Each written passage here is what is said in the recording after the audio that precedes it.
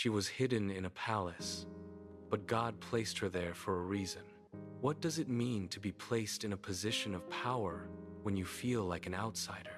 But what if your current situation, however isolating or precarious, is actually a strategic placement in a much larger narrative? Consider the case of Esther, an orphan, hidden in the sprawl of the vast, imposing Persian Empire. She moved through the streets like a ghost in a machine, a stranger in a land that measured worth by lineage and proximity to the throne. She watched the palace lights flicker in the distance, casting long, cold shadows over the city. Every stone in the capital felt heavy with a history that was not hers. She was a guest who had overstayed her welcome, a fragment of a displaced people living under the weight of a foreign crown. The air in the city was thick with the scent of incense and the sound of a language that did not speak to her heart. She stood on the edge of the market, watching the guards pace the perimeter. The question burned in the silence of her own mind. Do I truly belong here? Mordecai found her by the window, her gaze fixed on the distant, glowing spires of the royal district. He did not offer empty platitudes. He walked to her side, his footsteps heavy on the uneven floorboards. He saw the doubt etched into her features, the way she pulled her shoulders inward as if trying to shrink away. He reached out, gripping her shoulder with a firm, calloused hand, forcing her to turn and face him. The room was dim, lit only by the dying embers. He spoke. You look at these walls and see a cage. He gestured toward the window. We are here because the threads of our history are being woven into a design. We may be far from our ancestral home, but do not mistake distance for abandonment. God has not forgotten his people. The words hung in the air. The fear did not vanish, but it changed shape, hardening into something like resolve. The decree did not arrive as a whisper. It came with the thunder of hooves on cobblestone and the sharp, metallic clang of spears against stone. Every household in the district felt the vibration. Royal heralds moved through the streets, their voices booming with the authority of the throne, demanding the presence of every young woman within the city walls. The search for a new queen had begun. Esther was still standing by the hearth when the heavy wooden door was kicked inward. Dust swirled in the sudden draft. 2 guards stepped into the room, their armor clattering, eyes scanning the space with cold, clinical precision. They did not ask for permission. They pointed toward the door, their gestures leaving no room for refusal. Mordecai stepped forward, but a guard's hand on a hilt stopped him in his tracks. Esther felt the rough grip of a soldier on her arm, pulling her from the only sanctuary she had ever known. Outside, the city was a blur of movement and shouting. She was placed into a transport, the wheels grinding against the road as they moved toward the palace. The gates loomed ahead, massive, gilded structures that seemed to swallow the light. The throne room was a cavern of gold and polished stone, where the air felt thin and tasted of incense. Hundreds of eyes tracked her movement across the vast, checkered floor. Esther kept her gaze fixed on the dais, her steps measured, her breathing shallow. The king sat motionless, his presence dominating the space. He did not look at the others. As she reached the center of the hall, the ambient murmurs died away, replaced by a silence so heavy it pressed against her ears. King Xerxes stood. He walked down the steps, his movements deliberate and slow. He stopped inches from her, the light reflecting off the polished floor between them. He did not speak, but his nod was absolute. Attendants swarmed. Heavy materials were draped over her shoulders, and a cold metal band was pressed onto her brow. The weight of the crown was immediate, a sharp, unyielding pressure against her temples. She was led to the throne, the cheers of the court rising like a tide. The palace was a labyrinth of marble corridors and sun-drenched courtyards, yet every path led back to the same central hall. Esther walked the halls, her footsteps muffled by thick, woven rugs that absorbed sound as efficiently as the walls absorbed secrets. Servants moved in synchronized patterns, their eyes averted, their movements rehearsed.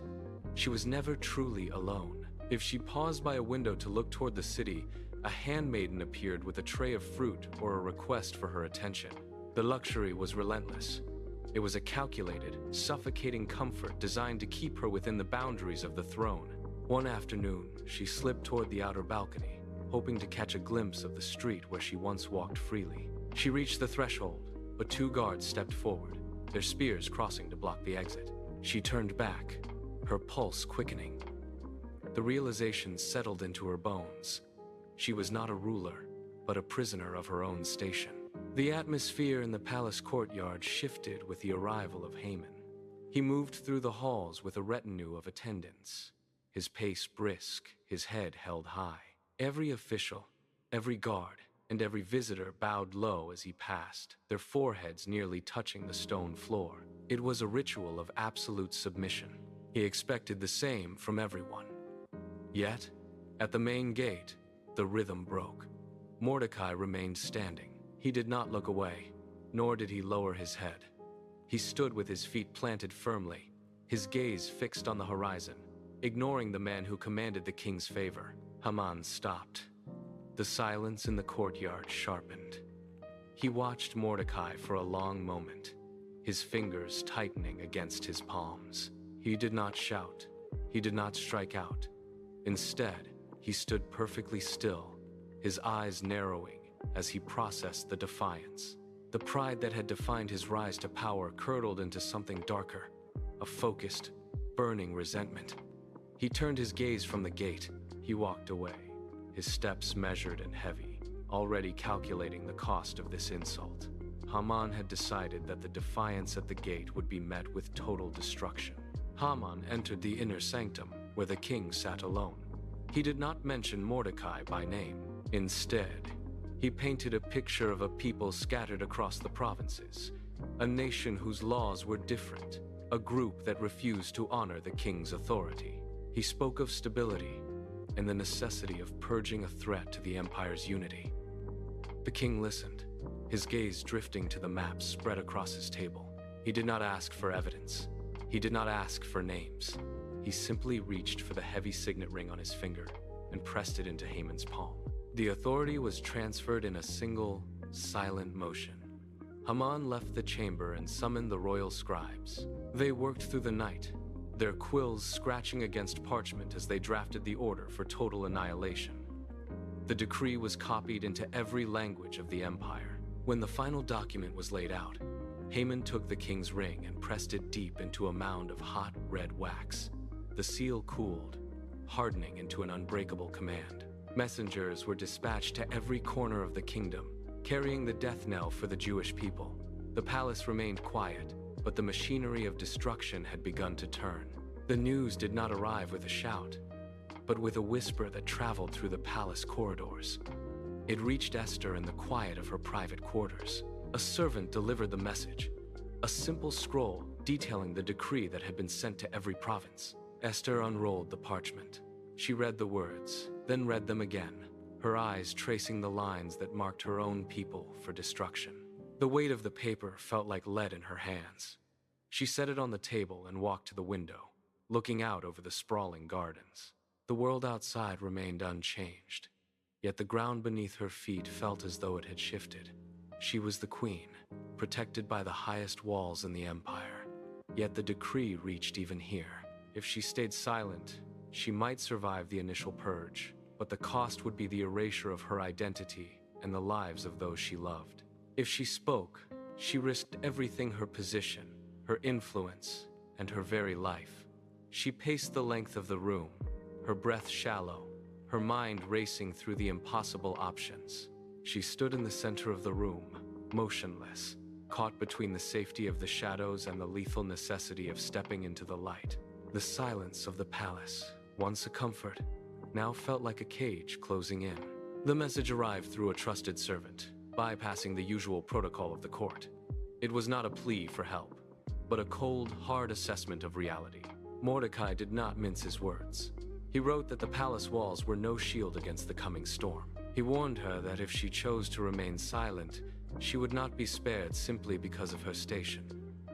The decree was absolute, and the reach of the law was long. He challenged the very foundation of her safety, stripping away the illusion that she was untouchable. Then came the words that echoed against the stone walls of her chamber. "Do not think that because you are in the palace, you alone will escape. If you remain silent, deliverance will come from another place." Esther read the final line, her hands trembling as the ink seemed to burn into her vision. Who knows whether you have come to the kingdom for such a time as this? The question hung in the air, heavy and unavoidable. It dismantled the walls she had built around herself. She looked at the empty, opulent room and saw it for what it was, a staging ground. The time for hesitation had ended.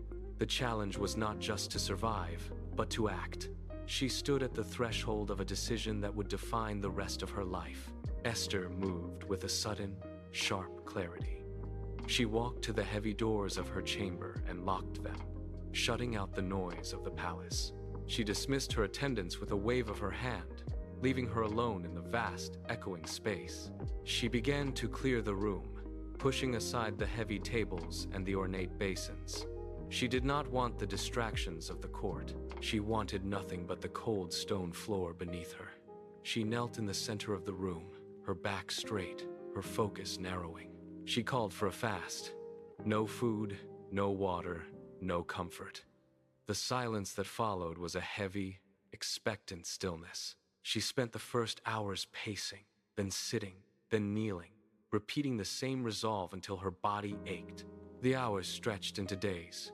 She felt the hunger, the fatigue, and the mounting pressure of the decision ahead. By the third day, the hunger had sharpened her senses. She stood up, her legs stiff, and looked toward the inner court. Esther walked through the long, shadowed corridors of the palace. Each step echoed against the marble, a rhythmic reminder of the path she had chosen. She reached the entrance to the inner court, where the air grew thin and cold. This was the forbidden zone. The law of the land was clear. Any person who entered the inner court without being summoned faced immediate execution. She stopped at the threshold. The guards stood motionless, their presence a wall of iron. She did not look at them. She looked past them, toward the throne at the far end of the hall. The distance felt impossible to bridge. Her heart hammered against her ribs, but she forced her breathing to remain steady. She took a breath, held it, and stepped forward. The guards shifted, their weapons clattering against the floor, but they did not move to block her. She kept walking.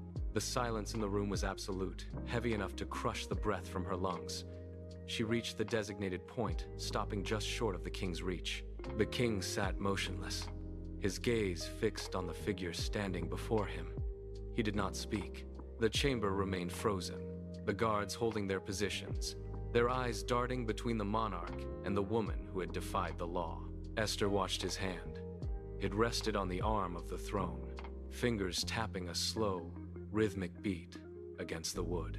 The silence grew oppressive, a physical weight that seemed to drain the air from the room. She felt the pulse in her throat, a frantic, uneven rhythm. Then, the king's hand moved. He reached out, his arm extending toward her. The golden scepter caught the light, gleaming as he held it out. It was a simple motion, yet it shattered the wall of death that had stood between them.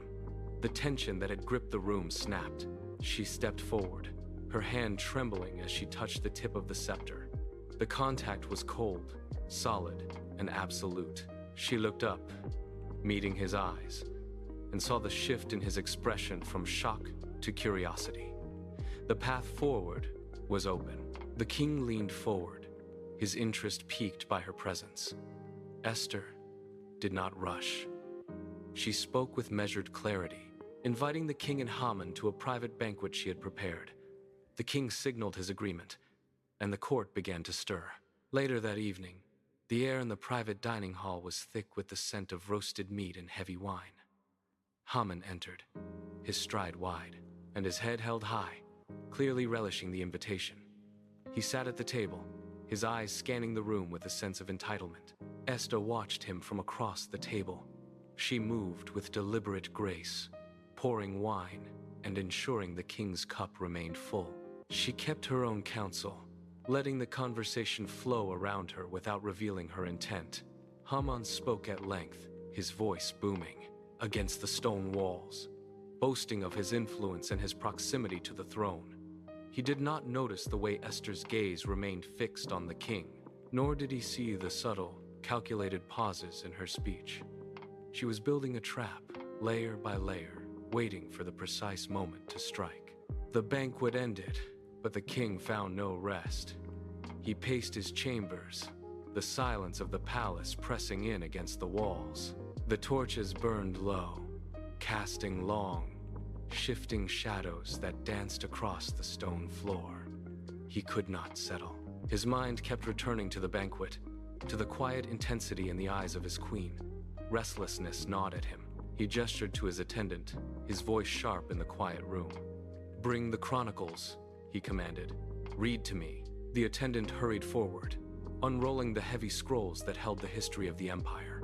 The rustle of parchment filled the air. He flipped past accounts of trade, past records of construction, and past lists of provincial taxes. The king sat on the edge of his bed, staring at the floor. Then, the reader stopped. He cleared his throat and began to recount a night from the past, a plot against the throne, a warning delivered by a man named Mordecai. The king stood, the weight of the revelation settling in his chest. A debt remained unpaid. The gears of history shifted in the dark. Haman entered the outer court before dawn, his mind consumed by the gallows he had prepared for Mordecai. He waited for the king to appear, ready to demand the final blow. The king emerged, but before Haman could speak, the monarch posed a question. What shall be done for the man whom the king delights to honor? Haman's pulse quickened. He imagined the honor was for himself. He detailed a grand procession, robes of state, and a public parade. The king nodded, his expression unreadable. "Go," the king commanded, "and do exactly as you have said for Mordecai the Jew." The air left Haman's lungs. He stood frozen as the order took hold. He had no choice. He walked to the gate where Mordecai sat, his hands trembling as he helped the man onto the royal horse. Haman took the reins. He began the walk through the city streets, his head bowed, his voice forced to shout the praises of his enemy. The second banquet was a study in suffocating stillness. The wine flowed, but the air remained heavy, thick with the scent of roasted meat and the unspoken weight of the queen's intent. Haman sat at the table, his movements stiff, his eyes darting toward the exits. He had not recovered from the morning's humiliation. The king leaned forward, his goblet resting untouched on the table. He looked at Esther, his expression shifting from curiosity to concern. "What is your petition, Queen Esther?" he asked. "It shall be granted, even to half of my kingdom." Esther stood. The room went silent. She did not look at the king. She turned her gaze toward Haman. Her voice was steady, cutting through the silence like a blade. "If I have found favor in your eyes, O king, let my life be given me at my petition, and my people at my request." The king's brow furrowed. "Who is he?" he demanded. "Where is the man who has dared to do this?" Esther raised her hand, her finger pointing directly at the man across the table. Haman scrambled backward, stumbling over his own feet as the guards surged forward. They did not wait for further orders. They seized him, dragging him from the room while he stammered pleas that died in the cold air of the hall. The king watched the doors close, his face a mask of fury. He turned to Esther, his hands gripping the arms of his seat until his knuckles turned white. The law of the empire was iron. The decree to destroy the Jews had been sealed with the royal signet, and even the king could not simply erase it. Esther fell to her knees, her eyes locked on his. She did not speak, but her presence demanded action. The king reached for his signet ring, the heavy gold cold against his palm. He summoned his scribes. They rushed in, quills scratching against parchment in a frantic rhythm. They wrote with haste, crafting a new command that countered the old. It was a race against time, a legal battle fought with ink and wax. When the final seal was pressed, the atmosphere in the palace shifted. The messengers were dispatched, riding through the night. The decree of death was voided, replaced by a mandate of survival. The reversal was complete. The Book of Esther remains a singular anomaly in the historical record. It never explicitly names the divine, yet that silence is the very foundation of the narrative.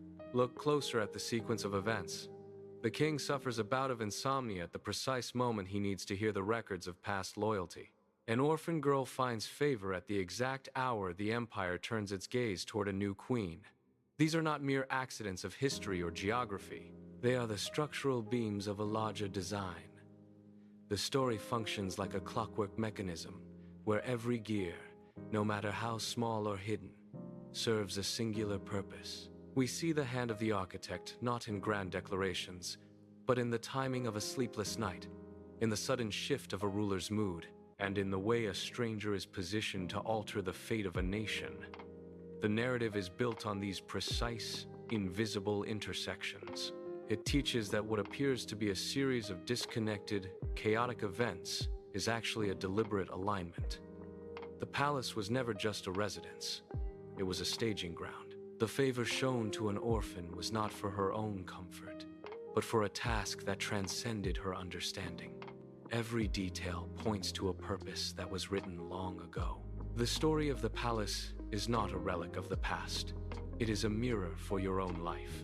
You may feel small, hidden, or adrift in circumstances that seem beyond your control. You might view your current position as a mistake or a dead end, but look at the evidence. Your placement is not a coincidence. You are positioned exactly where you are for a reason that transcends your immediate view. When you feel afraid, remember that fear is not a signal to retreat. It is a catalyst for action. You are part of a narrative being written in real time. You may not see the final page from where you stand, but you can trust the architecture of your own life. You are here for a reason. You are here for such a time as this.